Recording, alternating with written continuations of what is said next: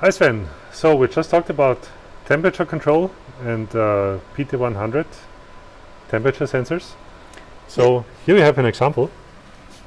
As far as I understood, in the extremity of this cable, there is a PT100 temperature sensor, correct?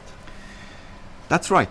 Yeah. So we have basically a standard cable that goes up to this LEMO connector here, and from the LEMO connector we go with the original cable to the PT100, and then in order to provide a somewhat robust design that is also vacuum approved enough for the levels of vacuum that we will experience here, we went then basically with the design to put it in such a put the PT100 in such a cable shoe, and so the PT100 is somewhat connected, can be easily mounted.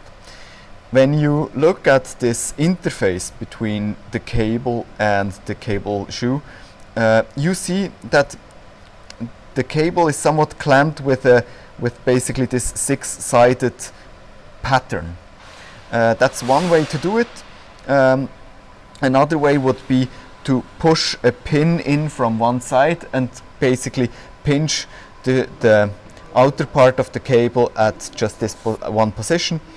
And for future reference, it is probably reasonable to think about how exactly to do this connection, because in the initial setup, as we have it here, we have mounted all PT100s with this method, and we experienced a couple of positions where actually the cable was then, or the PT100 was actually ripped out of the cable shoe, which led to reworks necessary.